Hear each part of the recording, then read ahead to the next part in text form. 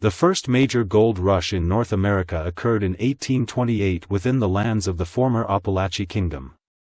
In fact, the official location of that discovery was at the ruins of the Temple of the Sun Goddess, Amana, seen on the previous image.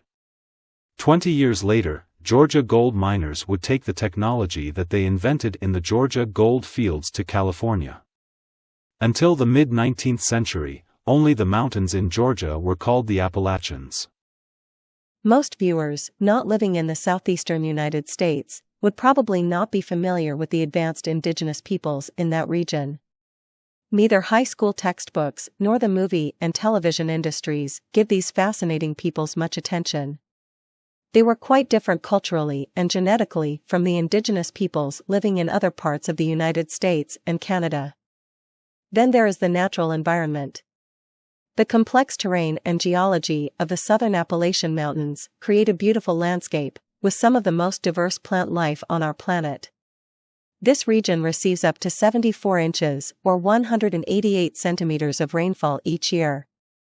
That puts these mountains in the lower range of the Amazon rainforests. Apalache is the anglicization of a Panoan words from Peru, Aparashi. Depending on the accented syllable of para, they can mean either descendants from the ocean or descendants from the Amazon River basin. The plural of Apalache is Apalachine, from whence the Appalachian Mountains got their name. The kingdom of Apalachee figured prominently in the accounts of early Spanish and French explorers, then disappeared from the maps after 1706. In 1539, the De Soto expedition passed through a village in north-central Florida, named Apalachine, and then mistakenly assigned its name to all the people of that region. The word Apalachee survives today in Georgia as a river in northeast metro Atlanta. The Florida Apalache did not use this name for their tribe until they were told it was their name by their Spanish conquerors. The Florida Apalache were actually Arawak immigrants from northern Peru. Most of the Florida Apalache village names can be translated with a Southern Arawak dictionary from Peru. The real Georgia Apalache did found a colony among the Arawak peoples of the Florida Panhandle. It was next to Lake Jackson in Tallahassee, Florida. That town was abandoned around 1500 AD. The second part of this program will be narrated by Richard Thornton. Richard was born in Waycross, Georgia, near the Okefenokee Swamp in the extreme southeast part of the state. His Creek Indian ancestors originally lived in northeast Georgia in the vicinity of the Nacoochee Valley. He carries Itza Maya DNA markers. Therefore, it is quite likely that at least some of his native ancestors built the structures that you will be seeing in these two programs, including the Track Rock Terrace complex. Just after Richard turned 8 years old, Richard's family moved to Gainesville, Georgia at the foot of the Blue Ridge Mountains. He adored living there. Gainesville was booming, because the modern poultry industry had been pioneered there by Jesse Jewell. Their home was only a short drive from the mountains and close family friends in Clarksville, Georgia. Richard was in the school safety patrol at Enota Elementary. His favorite chore was raising the flags in the morning, because he had a spectacular view of Mount Enota. His family's closest neighbors were the supervisor of the Chattahoochee National Forest and Ed Dodd, creator of the famous Mark Trail comic series about the adventures of U.S. forest rangers in the southern Appalachian Mountains. At this stage in his life, Richard dreamed of becoming a U.S. forest ranger or at least living in a tent in the Appalachian Mountains. While hiking the Appalachian Trail and paddling the rivers in the Chattahoochee National Forest, Richard became one of the youngest Eagle Scouts ever. His counselor for the Forestry Merit Badge was the head ranger of the Chattahoochee National Forest. His counselor for the Architecture and Art Merit Badges was the famous artist Ed Dodd. Dodd had studied architecture at Georgia Tech prior to becoming a commercial artist. The counselor for his Journalism Merit Badge was Sylvan Meyer, Pulitzer Prize-winning editor of the Gainesville Daily Times. The Reverend Paul Harwell was Richard's Methodist minister during his high school years and also had Creek Indian ancestry. Paul had studied archaeology in college, prior to switching to theology and being ordained. His daughters and other youth in the church with Creek ancestry were led by Paul on field trips to Native American archaeological sites. He quickly realized that Richard had much more native ancestry than the others and so took a special interest in him. It was Paul Harwell who first encouraged Richard to embrace his Creek ancestry and learn more about archaeology in general. During the winter of Richard's sophomore year in architecture at Georgia Tech, he spied a note on the bulletin board from the Georgia State University Department of Anthropology in downtown Atlanta. They needed an architecture student to prepare a precise site plan of a highly publicized archaeological site on the Chattahoochee River near Six Flags Over, Georgia.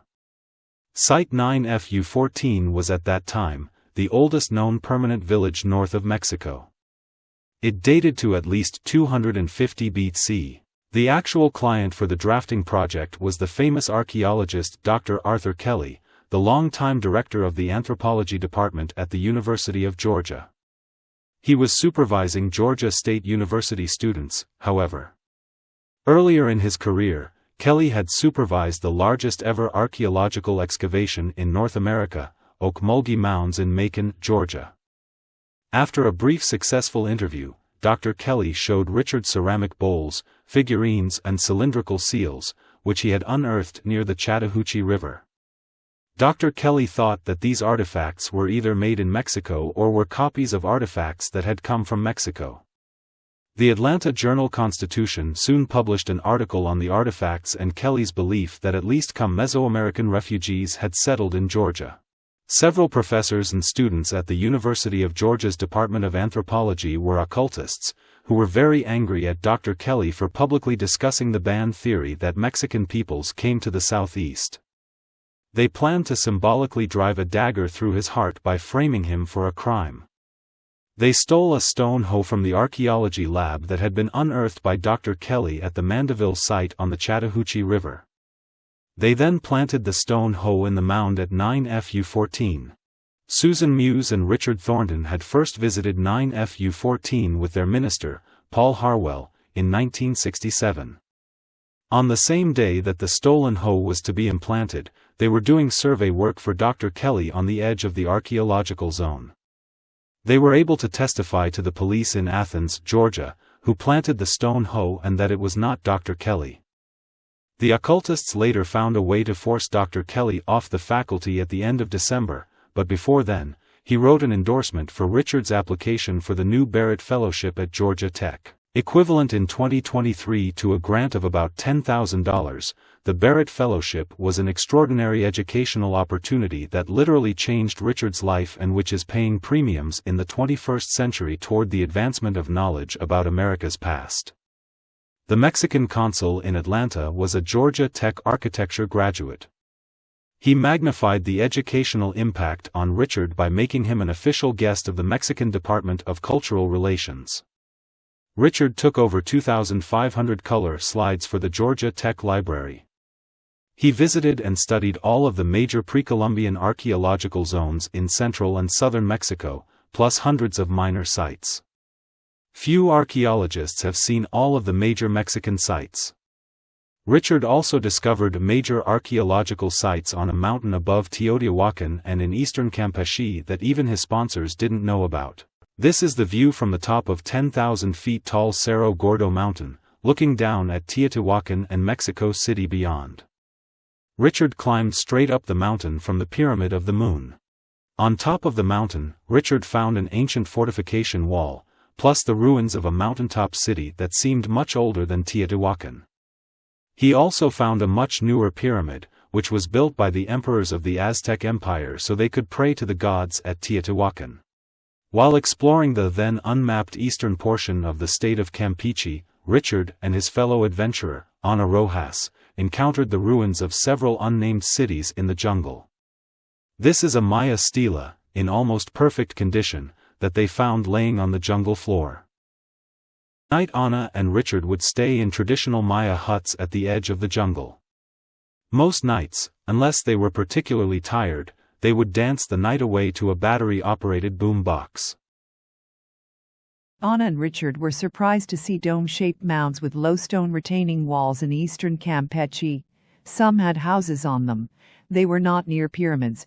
These are also found in Georgia and will be discussed in Part 2.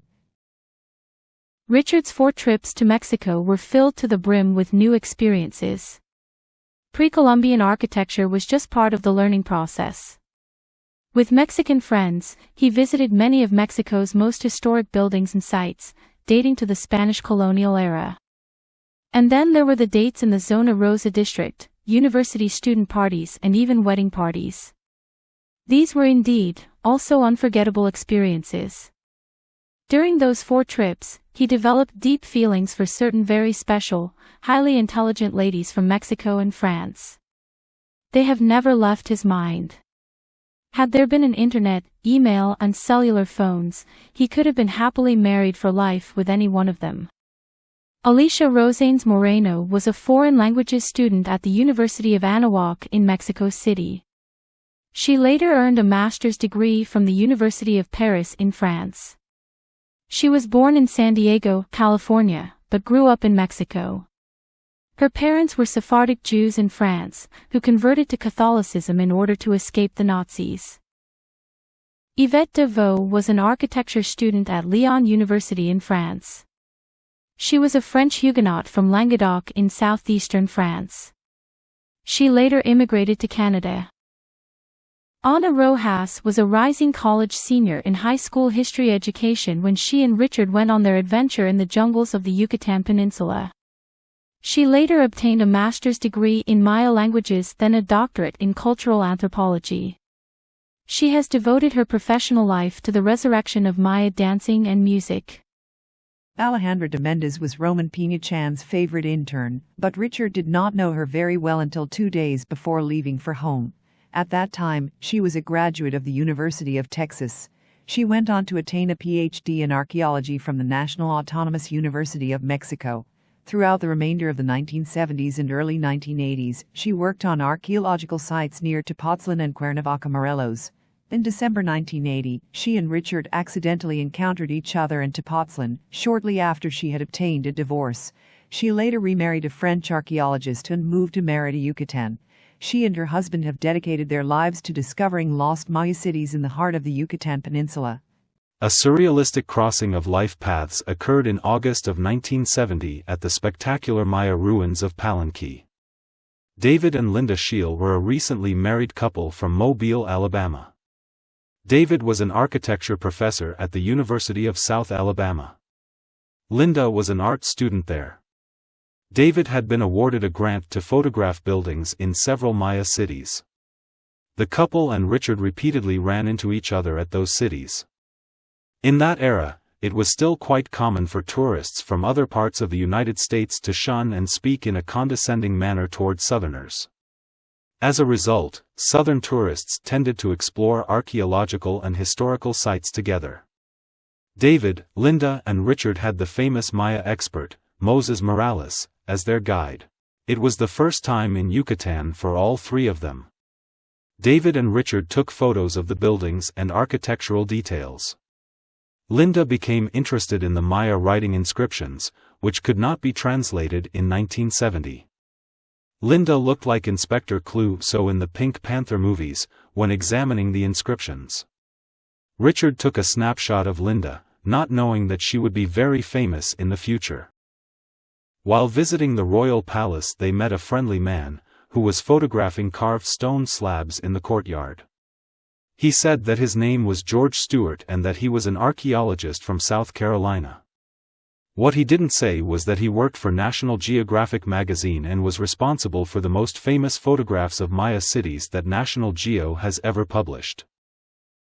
The only image that Richard now has of him at an archaeological site in Mexico was color slide taken by Linda at the ceremonial gate of the Maya city of Labna.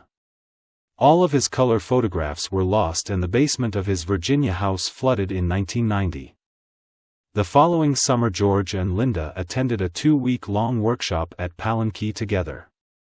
Afterward, Linda switched to studying anthropology. By the end of the 1970s, Linda was considered an expert on Mayan art. By the mid-1980s, Linda was able to translate entire Maya sentences. In 1990, she published the book, A Forest of Kings, which translated most of the major inscriptions at Palenque. David Stewart, the son of archaeologists George and Jean Stewart, was born in 1965. As a toddler, he began accompanying his parents to archaeological digs in Guatemala and southern Mexico. As a youngster, he began copying Maya glyphs. As a teenager, he knew more about the Maya writing system than most adult archaeologists with PhDs. David became the first person to translate a Maya noun glyph, the royal sun. In 1983, he was awarded a MacArthur Fellowship, which enabled him to intern with Linda Scheel. Even before he completed his PhD, he became an equal partner with Linda and contributed greatly to the cracking of the Maya writing system. The United States Navy did not need Richard for active duty service as an officer when he graduated from Georgia Tech in 1972, so he accepted a technical exchange position with the Landskrona City Architect's Office in Sweden. He was to design a pedestrian village on Ven Island. On his first visit to the project site, he was startled to see Swedish Bronze Age petroglyphs, identical to many petroglyphs in the Georgia mountains. This seemed impossible, and the riddle bothered Richard for many decades. For the next 23 years, Richard continued to remain abreast of discoveries in Mexico by purchasing books, and periodically, he gave slide lectures to archaeological societies, university classes, and historical societies. However, what he was best known for was his urban design and historic preservation projects. Well, there was also the goat cheese. Richard and his former wife started the second licensed goat cheese creamery near Asheville, North Carolina. In 1984, archaeologist George Stewart came to the farm to shoot photos for a new National Geographic book on the Appalachian Mountains. Stewart's vacation home was near Richard's farm. This second encounter resulted in a friendship. George and his wife persuaded Richard to move his farm operation and architecture office to the Shenandoah Valley. There, he and his wife built the nation's first federally licensed goat creamery, which was a huge success that attracted national media attention. Then in the mid-1990s, heard the statement from his wife, "Honey, I want to cash out on the marriage." Richard moved back to Georgia and rented a townhouse near Etowah Mounds. Here love came around anew. Richard knew very little about his Creek Indian heritage and so began buying books from the Etowah Mounds Museum store. During this period, he naively believed that any archaeology book by a professor that was published by a university was 100% accurate. Richard had been required to take courses in ceramics engineering, ceramics history, and the hand-making of pottery prior to going on the fellowship in Mexico. He turned these classes into survival skills during the 2001 to 2003 recession. The Native American world began to take notice as his handmade Maya and Creek ceramics brought top dollar at arts and Native American festivals.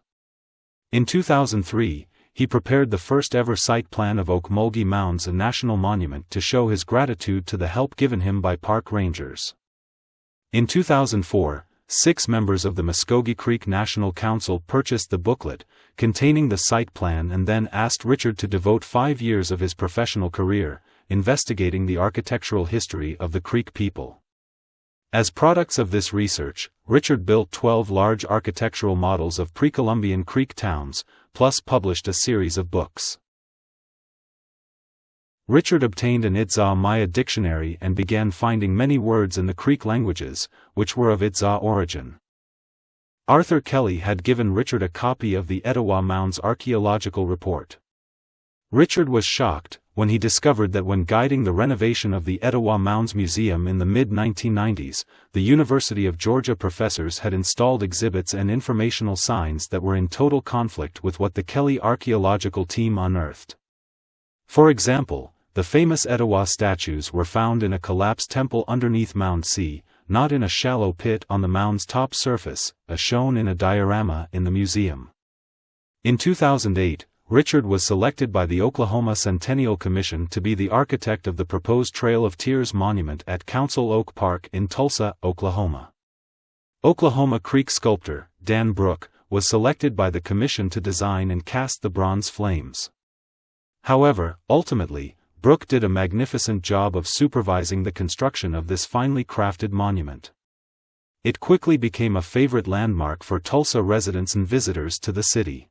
Richard lived in Jasper, Georgia from June 2000 till December 2009. Jasper is located in Pickens County at the southern tip of the Blue Ridge Mountains. It was an unending nightmare of very costly vandalism to his home and a succession of automobiles, the intentional killing of 3 of his herd dogs, and repeated threats being made against women he dated and his architecture clients by state law enforcement officers. Apparently, organized crime had taken over both the community and the criminal justice system. Public buildings, restored by Richard, including the 1870 Bartow County Courthouse, had been awarded 7 historic preservation awards, while he lived in Pickens County.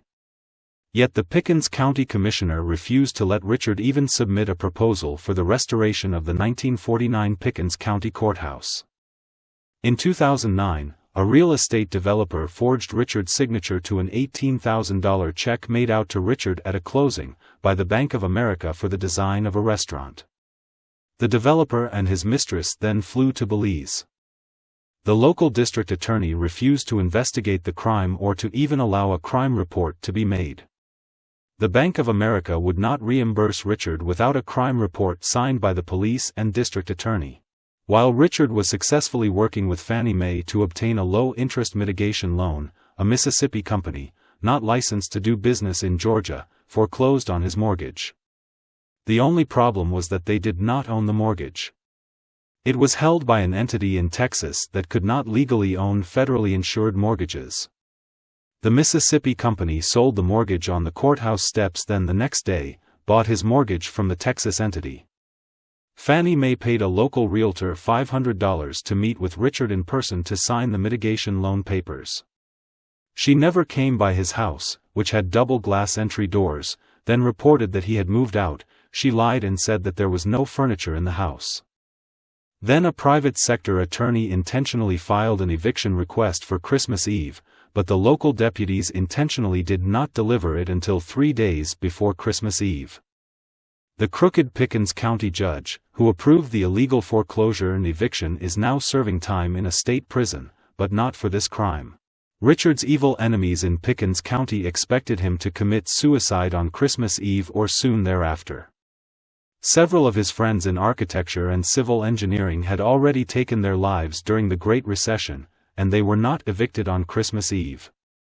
He decided to embrace the situation and make it an adventurous opportunity. Didn't every outdoorsy man dream of living out in the wilderness? He had $3,600 in the bank to cover the closing costs for a mitigation loan in mid-January that never happened.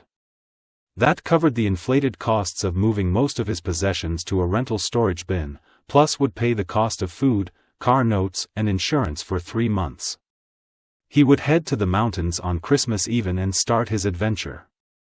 During his 2 years of homelessness, Richard took many digital photographs of the Appalachian Mountains in all seasons. His favorite photos will be presented to viewers during an intermission between the 2 parts of this documentary video. This is a view of the Great Smoky Mountains from Richard's first campsite. On the Friday night before he was to get an eviction notice, Richard applied to the Examiner to be a local reporter. He expected to start the design of a Little League state championship baseball facility, and the Examiner income would pay for food until he could bill the clients. While living in a tent, he would communicate with the world via county library computers. A few days into being homeless, he received a brief email, acknowledging the application. Then in mid-March, when the money was about to be gone, he received a long email offering him the position of National Architecture columnist. The letter apologized that it took time to do background checks on all the applicants. He had a home when he applied for the job. He was not asked if he still lived in a house. During the 5 years that he was with the Examiner, the management never guessed that he was homeless.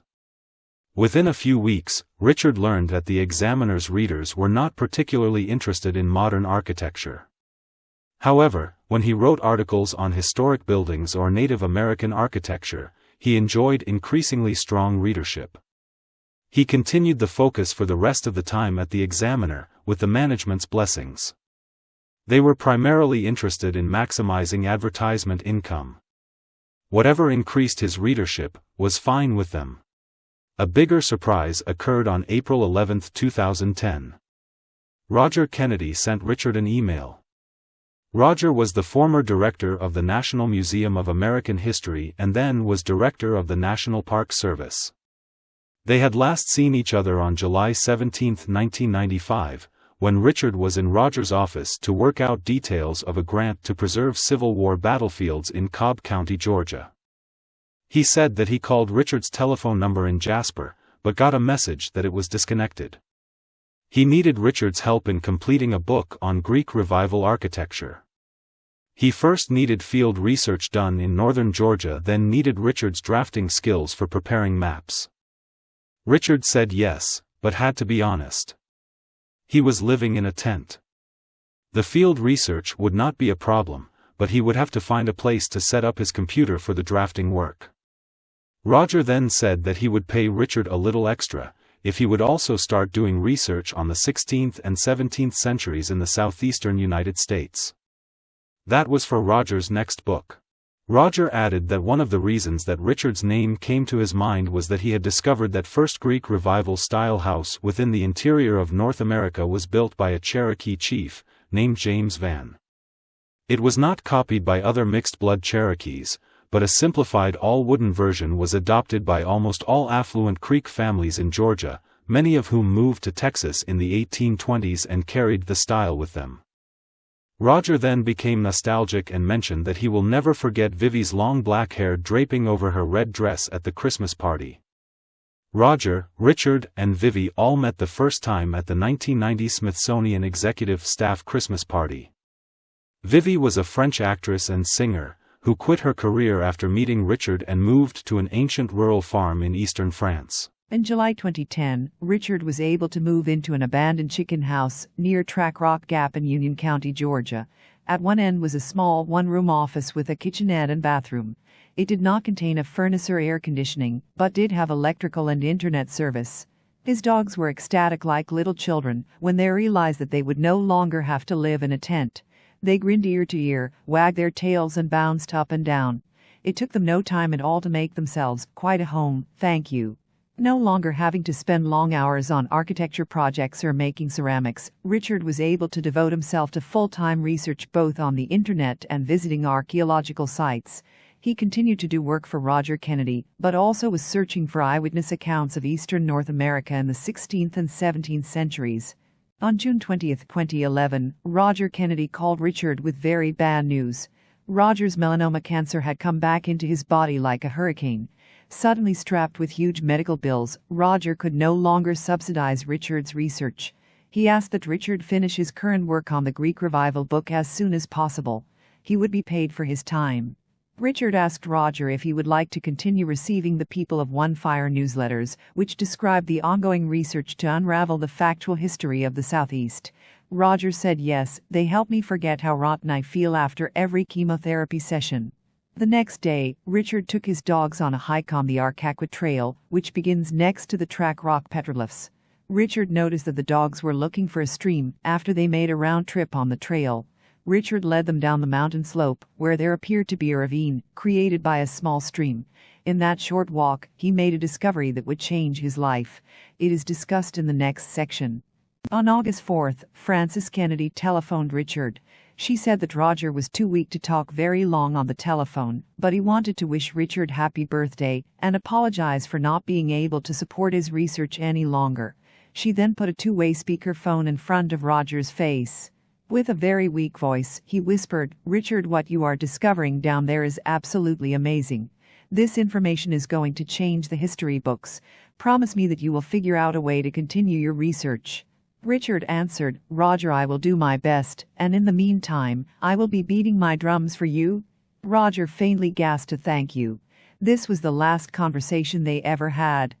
Roger George Kennedy passed on to his eternal reward on September 30, 2011. It was only after years later, when Wikipedia added Roger's biography, that Richard learned that Roger's birthday was the day before Richard's. How in the world did Roger learn Richard's birthday in his ailing condition? For that matter, how did Roger find Richard's email address and phone number in the first place? In December 2011, Richard was primarily focused on getting out of the abandoned chicken house and moving to a community where he could restart his architecture practice without fear of interference by mentally unbalanced individuals like those who had plagued him in Jasper, Georgia. Surely the Great Recession would end soon. He had a massive design portfolio, plus the national stature of the position with the Examiner this time, to give him added credibility. He hoped to also find a woman who would be the ideal soulmate for the rest of his life. When Richard wrote the article on the Track Rock Terrace complex, he expected only modest readership because it was published just before Christmas.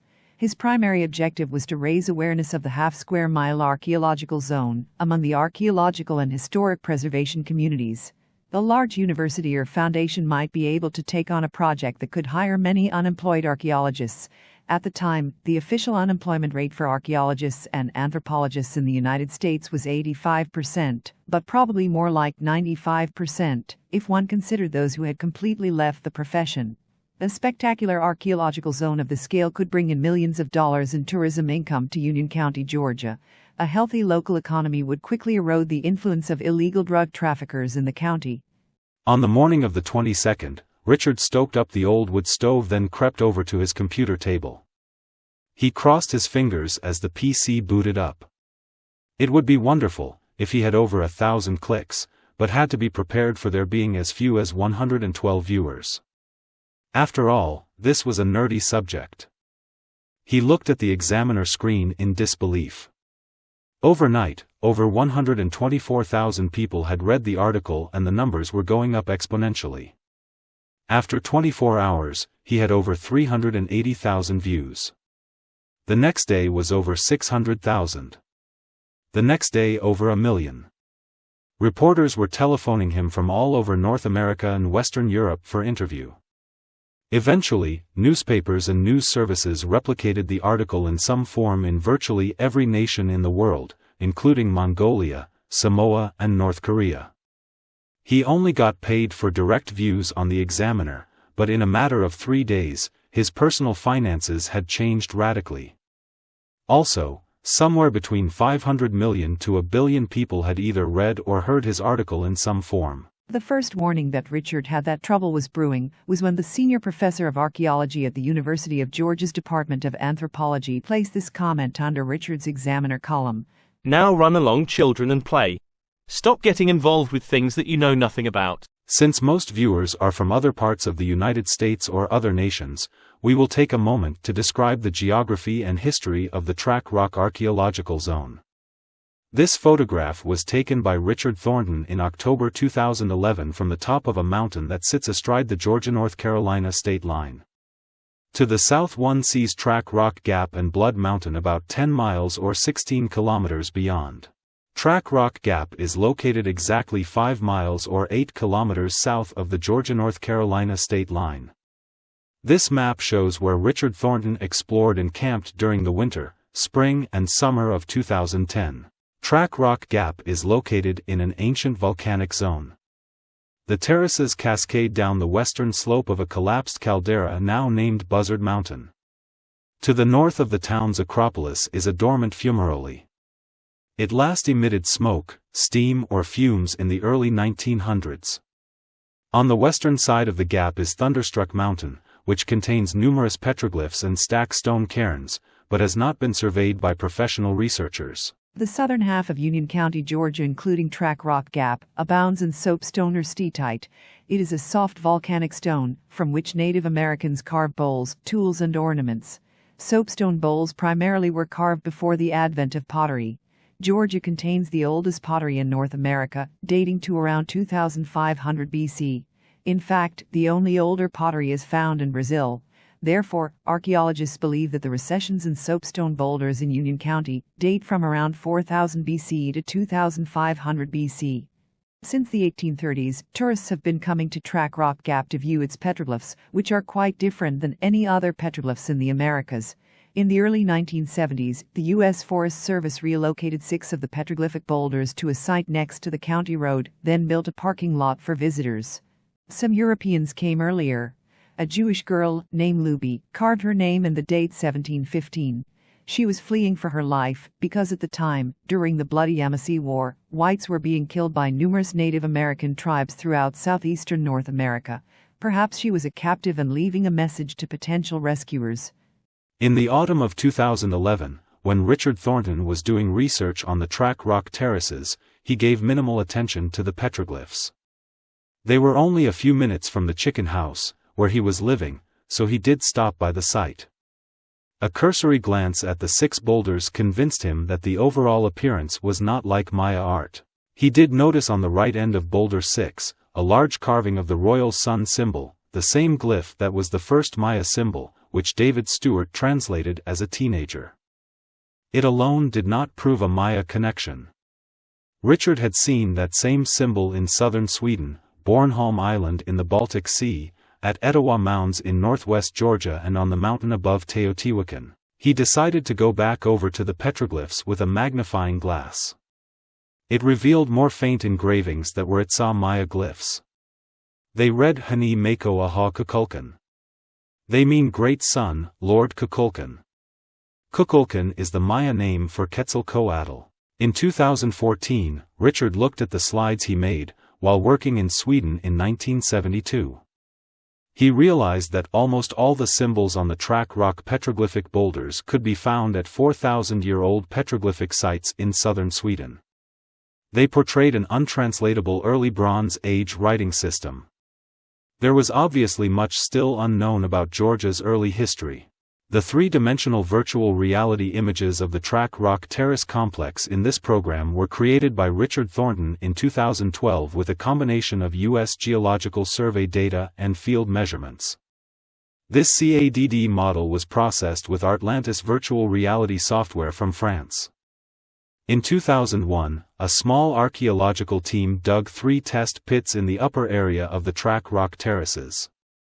The carbon within agricultural terraces ranged in age from around 1018 AD to the late 1500s. That information merely denotes when soil was added to a terrace.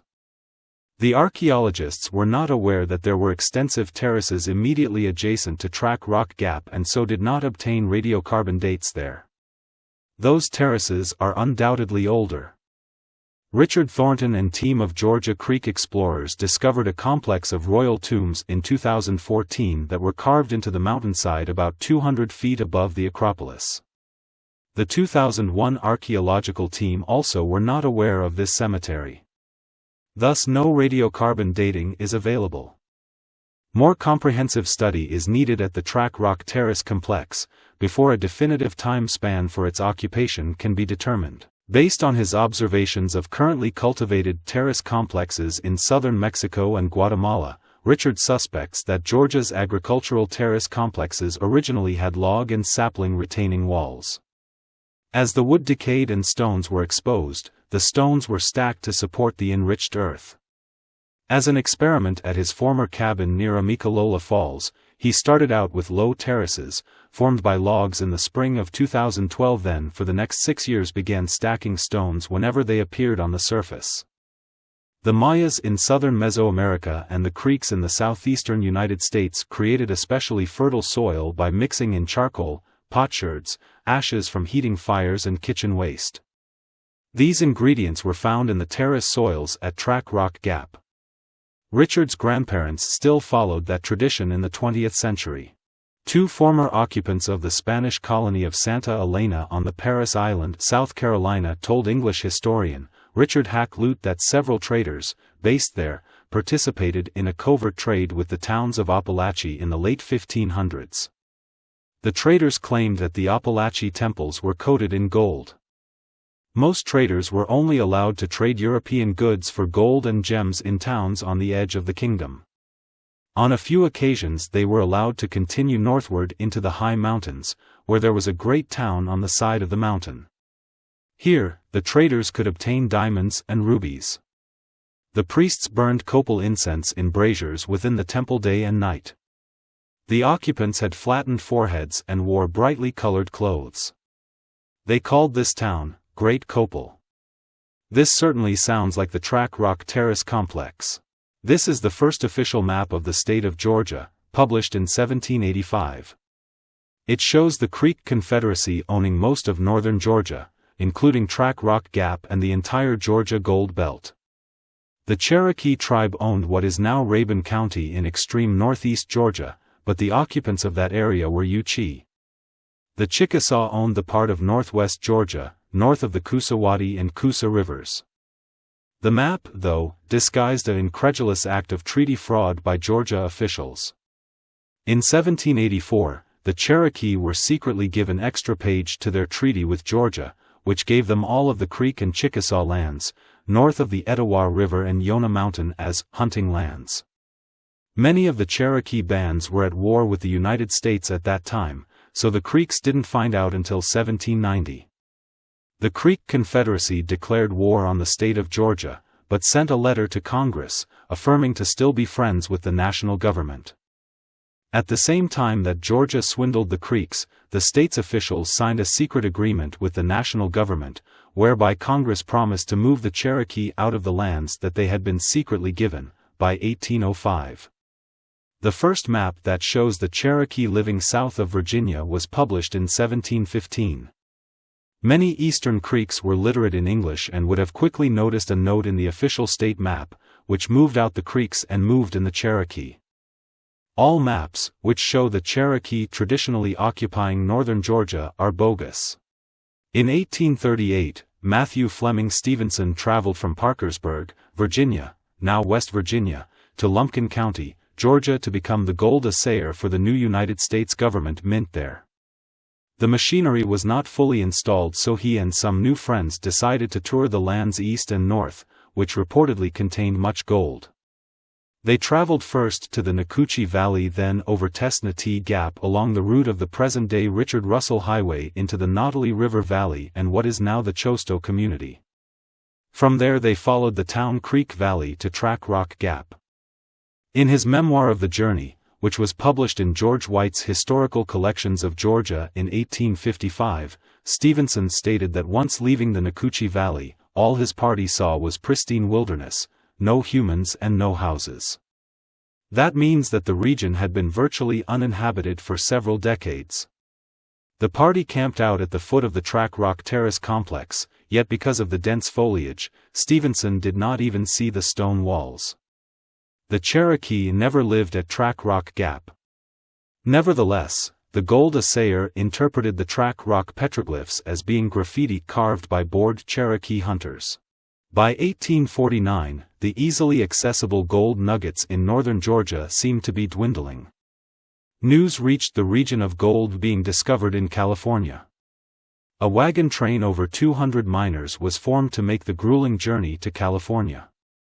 At this time, there were very few established wagon roads in the West. Matthew Stevenson, plus the two publishers of the Mountain Signal newspaper, James Lawhon and Jacob Davis, were standing on the second floor of the courthouse portico. They were trying to persuade the miners from leaving. Either Lawhon or Davis yelled, "Why fellows, there is gold in those hills." Then Stevenson reinforced his statement by yelling, "Fellows, there is no need to go to California. There's millions in that ridge right over there." He pointed to a ridge near the courthouse, overlooking Yahula Creek. The Georgia miners ignored them. Somehow, in California, the story of this event reached the ears of writer Mark Twain, who worked as a reporter in California's High Sierra region. The story was condensed and somehow became, "Thar's gold in them thar hills," perhaps reflecting the regional dialect of a gold miner, rather than the more educated men, who uttered the original words. Miners and farmsteaders, who had won lots in the Georgia Cherokee lottery, poured into the Nautili River Valley after 1838. Cabins were built on the fertile lands near rivers and streams. Rugged areas, such as Track Rock Gap, became commons, where anyone could get logs for buildings or firewood. Livestock was also grazed there. Within a couple of decades, as can be seen here, the upper elevations of Track Rock Gap looked like the highlands of Scotland. As the families in the Nautili River Valley became more affluent, they had time to go on picnics. The stone ruins at Track Rock Gap were a favorite spot because of the magnificent views that were possible before the forest grew back. In the 20th century, Track Rock ruins became a favorite spot for teenagers and young adults to court and spark, as they used to say. Couples would get behind the large boulders near the Acropolis, where no one could see what they were up to. Up until the mid-20th century, the United States Forest Service cooperated with the use of the archaeological zone for outdoor recreation. The half-square-mile archaeological zone remained primarily pastoral in character, until some administrator decided that his agency was only in the business of growing trees. The trees have done extensive damage to the stone walls. Then in the early 1970s, someone in the United States Forest Service decided that the lower portion of the terrace complex should be logged at the same time as Appalachian Region Commission funds were being used to reconstruct Track Rock Gap Road. In violation of federal law, no archaeologists were brought in prior to land disturbance. The heavy logging equipment destroyed several walls. Meanwhile, the laborers on the road construction project made a great deal of outside income by selling sophisticated Mesoamerican-style pottery and human bones to buyers from Atlanta. The occupants of the Track Rock Terrace complex apparently obtained large diamonds from inside the fumarole when it was not emitting smoke. The rubies that they traded came from the rocks on the mountainside and in the soil. Corundum is the technical name for both rubies and sapphires. Rubies are a crimson form of corundum. In 1893, a ruby mine was established in the base of the gap. These rubies were primarily used for industrial purposes such as abrasives and electronic bearings. The mine stayed in operation until after World War II.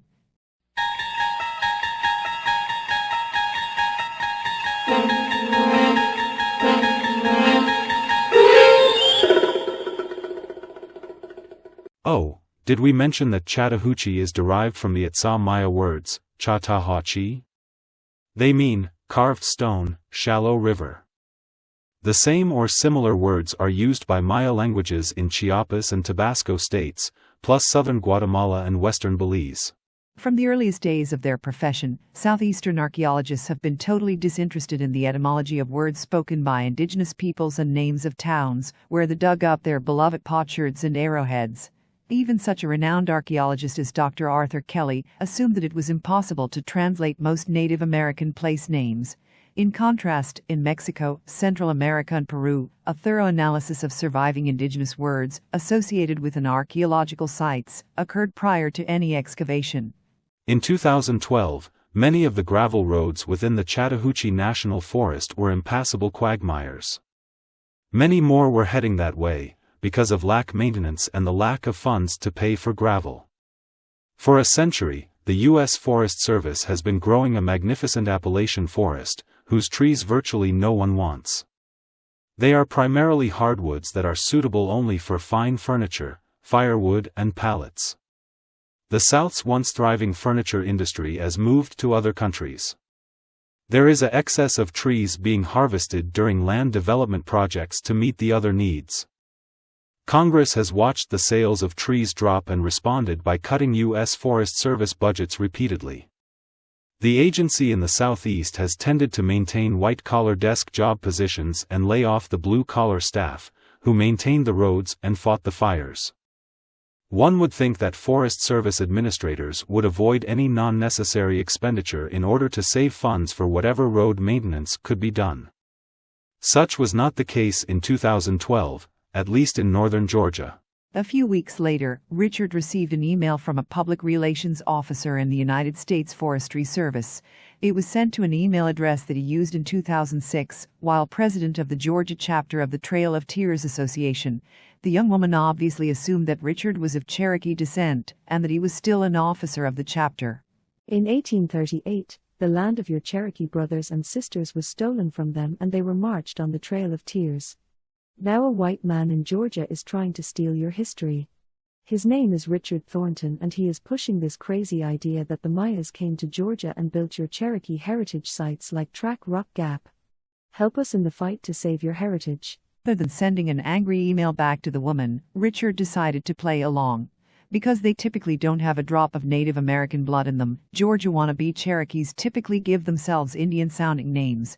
Richard called himself John Running Elk. From then on he received more and more emails from the Forest Service, then from most of the members of a poppycock alliance that the Forest Service public relations gals had formed to stop the Mayas from coming to Georgia. It was called Maya myth busting in the mountains. Eventually the Forest Service employees became so sloppy with the mass distribution of emails that Richard was even sent idle chit-chat between employees that had nothing to do with discrediting him. The initial emailing list of the effort to prevent Mayas from coming to Georgia included public affairs officers in the Gainesville and Atlanta offices of the U.S. Forest Service, 6 archaeologists, some employees of the National Security Agency in Atlanta and Augusta, Georgia, plus several bureaucrats in the eastern band of Cherokee Indians in North Carolina. The original concept of Maya myth busting in the mountains was to use discretionary Forest Service public relations funds from the taxpayers to finance public speaking engagements by 4 archaeologists, only one of whom had actually seen the Track Rock ruins, and he had never been in Mexico. The sole objective of the program was to discredit Richard Thornton, both in terms of moral character and professionally. The new public affairs officer, hired the previous September, would monitor Richard's articles and refute them with comments, when in the mind of the public affairs officer, he had made false statements. There was no supervisor in the office at the time, so the public affairs officer essentially could do anything she wanted. There was absolutely no similarity between who she thought Richard was and who he really was. Her hatred of this fictional faux persona grew exponentially throughout 2012. Of course, of the many ironies in this story, one of the greatest ironies was that Richard had become one of the youngest Eagle Scouts ever by hiking the Chattahoochee National Forest, and his family's next-door neighbor in Gainesville was the supervisor of that national forest. Only a couple of weeks after Richard was initially contacted by the public affairs people, the Chattahoochee National Forest office automatically approved a request by a production company associated with the Travel Channel to film a program on the ruins on March 1, 2012. It never dawned on the public affairs officer that the Travel Channel would even consider filming the evil, ignorant, stupid, diabolical enemy of the national forests of America that she loathed so much. After Richard's book on the Track Rock site was published in mid-March 2011, he was inundated by phone calls from film companies around the nation, wanting directions to the Track Rock ruins, because the U.S. Forest Service District Office in Blairsville, Georgia near Track Rock Gap, was refusing to give them directions or a hiking trail map. Most documentary TV programs are filmed by private companies then sold to major networks and cable channels.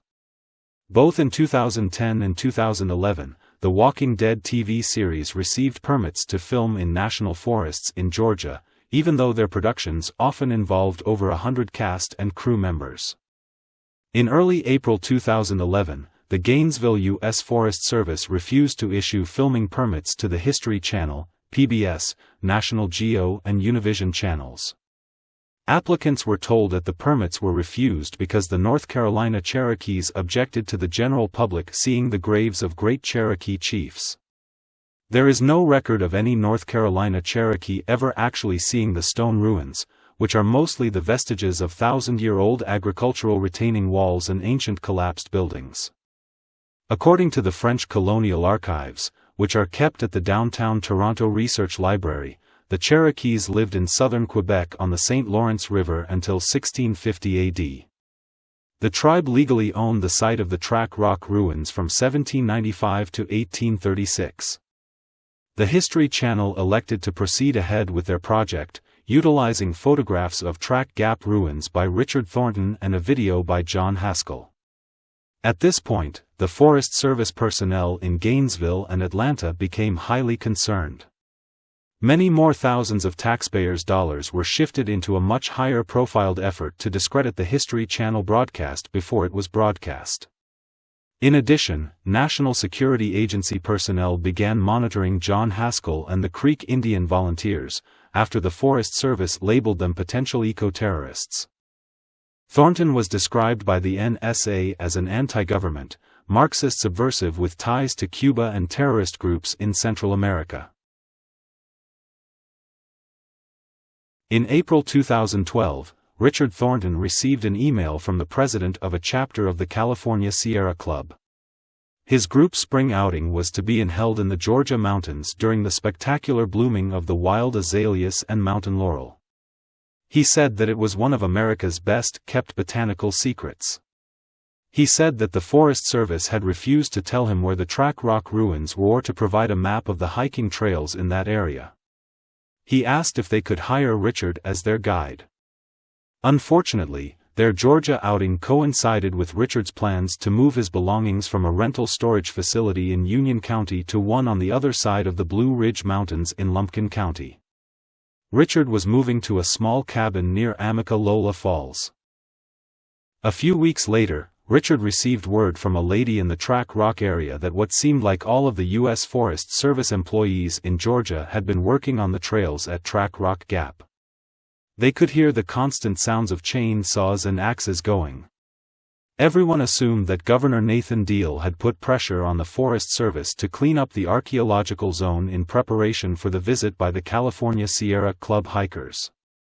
Oh no! 2 weeks later, just as he was moving his furniture, Richard received a call from the club leader. The Forest Service had cut down so many trees and shrubs over the Track Rock and Vent Hole trails that they were impassable. Richard wrote an article in the National Examiner about the Forest Service's intentionally blocking the trail just before a large group of California environmentalists arrived. The Chattahoochee National Forest public affairs officer commented at the bottom of the article that he and his friends were being silly. A windstorm had blown down just a few small trees. The people of Union County knew otherwise. They were furious. Several of Union and Town's county leaders asked Richard to join them on a hike at Track Rock Gap, since Richard knew ways to bypass the obstructions. The hikers counted 110 large trees either sawn or chopped down, plus hundreds of saplings. So the management of the U.S. Forest Service had vandalized an ancient archaeological zone just to make a political statement to the Californians. To the people of Union County. That is called eco-terrorism. The Atlanta Journal-Constitution has probably not covered meetings of neighborhood and civic groups in over a century. Suddenly, senior reporter Bill Torpy was posting long articles from the monthly meetings of Peachtree Hills Garden Club, the Dunwoody Rotary Club, the Snellville Chamber of Commerce, the Greater Atlanta Area Council of the Boy Scouts and Gainesville Poultry Producers Association, if one of the Forest Service's paid archaeologist speakers was there. On beautiful July 29, 2012, Richard Thornton was interviewing a farm family near Apalache, Georgia, who had established a very successful retail market for their fruits and vegetables. This was for a feature article in the National Examiner. Shortly after this photo was taken, she received a call on her cellular phone from an intelligence officer in the National Security Agency. First he said, "Don't believe anything Thornton says about the Mayas. He's crazy." The lady responded, "He's a regular customer here and seems like a nice man." At the same time, she moved the phone closer to Richard's eyes and pointed to the phone ID. It read NSA U.S. Government. The NSA intelligence officer then added, "I am looking at you now from up in the sky. I will keep on watching you to make sure that you are not part of his terrorist cell." After clicking off the connection, the farm lady looked perplexed and asked Richard, "What is a Maya?" The following statements were published in printed form between March 2012 and September 2012.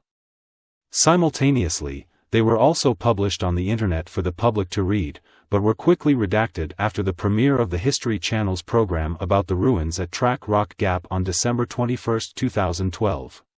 A fellow named Richard Thornton has our profession down south in quite a stir about his claim that the Mayas came to Georgia.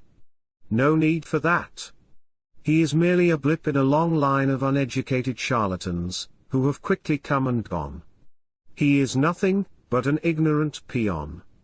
Editorial in the Journal of the American Institute of Archaeology. Richard Thornton is a self-styled historian, who appeared out of nowhere to make a fast buck on his bizarre story about the Mayas. No one knows where he is from. He has never been in Mexico and knows nothing about Native American cultures. He is nothing but an architect. Editorial in the monthly newsletter of the Society for Georgia Archaeology by a rising sophomore at Gwinnett Community College. This Maya thing is a bunch of crap. Opening statement in speech by the president of the Georgia Council of Professional Archaeologists. March 4, 2012. Richard Thornton's most obvious mistake is that the Maya people did not die out as he announced. More than 4 million Mayan people live in Central America today and continue to speak their ancestral Mayan language. Of course, the real problem is that he would not recognize a Maya if he saw one. He has never been in Mexico. Thornton claims to be Creek, but the Muskogee Nation has never heard of him, and he is definitely not one of their citizens. The Muskogee Nation has serious concerns about his work. His most recent article about the Track Rock Cherokee Heritage Site has numerous errors that shows that he did not do the most basic fact-checking. Combine this with the fact that he has never been in Mexico forces the Eastern Band of Cherokees to recommend that anything he says should be ignored. National press release issued by the Museum of the Cherokee Indian in Cherokee, North Carolina. Richard Thornton obviously never said that all the Mayas died out. His fellowship coordinator was one half Maya, and he had extensive social interactions with Maya individuals in Yucatan, Quintana Roo, Campeche, Tabasco, and Chiapas states. The Muskogee Creek Nation obviously did not have concerns about his work, because its National Council issued new professional contracts with Richard over the agreed-upon 5-year period. The following is a summary of a Forest Service internal memo. Only the summary was distributed to the Maya Myth-Busting in the Mountains email list. The United States Forest Service to always work with diverse members of a community. Mr. Thornton was invited to meet with the district ranger and myself to see if we could work out a compromise with his group. He made unreasonable demands. He then became increasingly irrational and violent, so we had to ask him to leave the Forest Service officers. Richard Thornton never met with U.S. Forest Service officials and never was asked to meet with them. Also, he never attempted to contact any employee of the U.S. Forest Service and made no demands to that agency. There was no clandestine track rock group. Some Georgians of Creek descent helped Richard locate structural features on the half-square-mile archaeological zone, but when things got weird they disappeared from the scene. He has never communicated with any of them since then. In short, the entire memo is a lie. And thus ends our long, complex story that started with a young Native American Eagle Scout, who loved the Appalachian Mountains and idolized United States forest rangers. As a young man, the Georgia Institute of Technology provided him an extraordinary educational experience in Mexico. He quickly became an expert on Mesoamerican architecture. We fast forward to the year 2012. An office of the U.S. Forest Service, located only 2 miles from Richard's childhood home, launched a surrealistic, political campaign with taxpayers' money, to destroy his personal and professional reputation. Mid-2012 the same office launched an even more generously funded campaign to prevent the History Channel from broadcasting the premiere of a new series. The Forest Service bureaucrats and Georgia archaeologists had no clue as what this program would be telling the viewing public.